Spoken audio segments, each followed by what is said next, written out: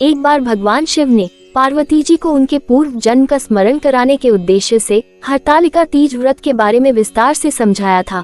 कहानी के अनुसार माता पार्वती ने हिमालय राज के घर जन्म लिया था और बचपन से ही वे भगवान शिव को अपना पति बनाना चाहती थी। इसके लिए उन्होंने 12 साल तक कठोर तप किया और अन्न न खाकर पेड़ों के सूखे पत्ते चबाकर समय बिताया। एक दिन नारद जी ने राजा हिमालय से कहा कि भगवान विष्णु पार्वती के कठोर तप से प्रसन्न होकर आपकी पुत्री से विवाह करना चाहते हैं। नारद मुनि की बात सुनकर महाराज हिमालय बहुत प्रसन्न हुए। उधर भगवान विष्णु के सामने जाकर नारद मुनि बोले कि महाराज हिमालय अपनी पुत्री पार्वती से आपका विवाह करवाना चाहते हैं। भगवान विष्णु ने भी इसकी अनुमति दे दी। फिर माता पार्वती के पास जाकर नारद जी ने सूचना दी कि आपके पिता ने आपका विवाह भगवान विष्णु से तय कर दिया है। तो पार्वती बहुत दुखी हो गयी।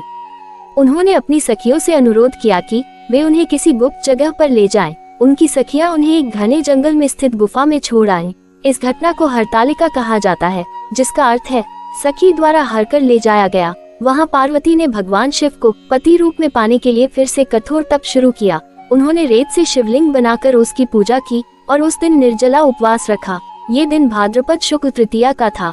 पार्वती की तपस्या से भगवान शिव प्रसन्न हुए और उन्हें वरदान दिया कि वे ही उनके पति बनेंगे। अगले दिन पार्वती ने अपनी सखियों के साथ व्रत का पारण किया और पूजा की सामग्री को गंगा नदी में प्रवाहित कर दिया। उधर माता पार्वती के पिता भगवान विष्णु को अपनी बेटी से विवाह करने का वचन दिए जाने के बाद पुत्री के घर छोड़ देने से व्याकुल थे। फिर वो पार्वती को ढूंढते हुए उस स्थान तक जा पहुँचे। इसके बाद माता पार्वती ने उन्हें अपने घर छोड़ देने का कारण बताया और भगवान शिव से विवाह करने के अपने संकल्प और शिव द्वारा मिले वरदान के बारे में बताया।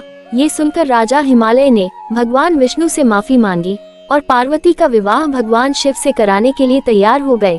इस तरह हरतालिका तीज का व्रत देवी पार्वती और भगवान शिव के प्रेम और समर्पण की याद में किया जाता है।